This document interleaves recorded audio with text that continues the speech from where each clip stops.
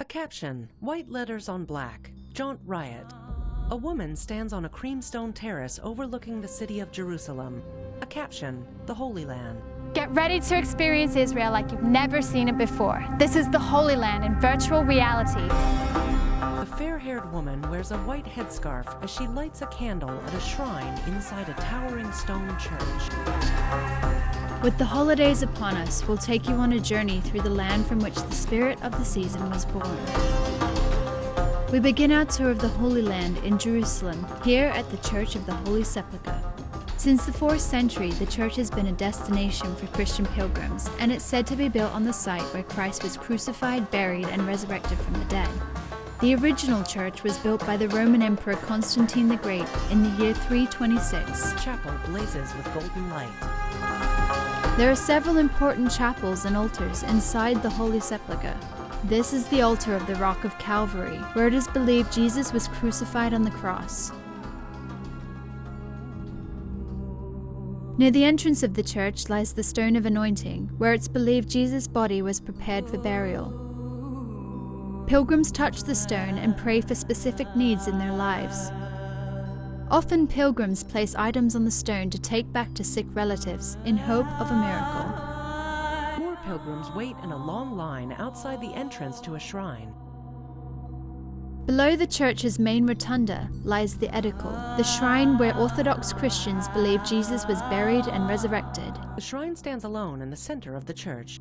It's the focal point of the church, and pilgrims line up day and night to enter and place their hands on the tomb.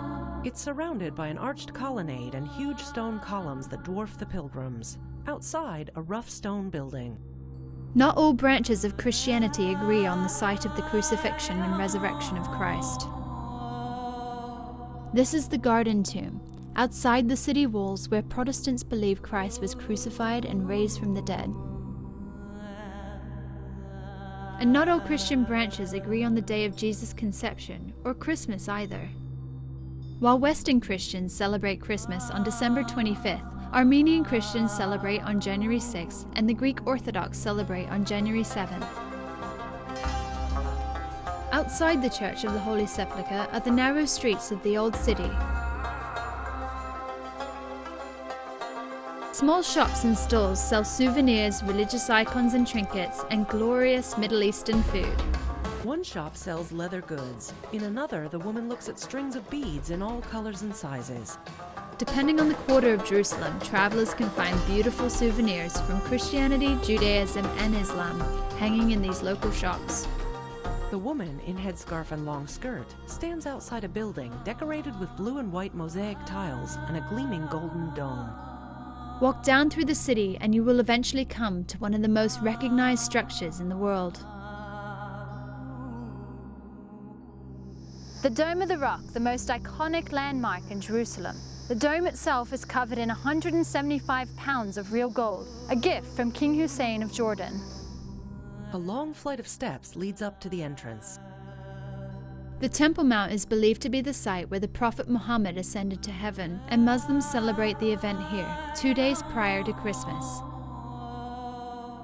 The temple is also part of Hanukkah, a holiday which commemorates the rededication during the 2nd century BC of the Second Temple in Jerusalem. The rooftops of Jerusalem. The Golden Dome can be seen from most vantage points in the city, but one of the best views is from here, the Tower of David. This huge medieval fortress, also known as the Citadel, has housed numerous armies that conquered and controlled Jerusalem.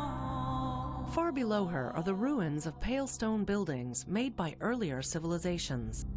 Countless archaeological treasures have been unearthed here, and the Tower of David and its iconic outline have been the symbol of Jerusalem for generations. Men and boys pray at a wall. In the next episode, we will visit the Western Wall, the holiest site in Judaism, and we'll visit the walls of the old city of Jerusalem. The woman rides a camel as a man leads it across a barren desert landscape. We hope you have enjoyed your experience in the Holy Land. To support efforts aimed at building trust and friendship within the region, please visit childrenofpeace.org.uk. The camel passes by out of sight. Host Naomi Darg. Director David Darg. Post-production Dirk Wallace, Daryl E. Chong, Travis Cook, Dan Dasho. Jaunt Riot.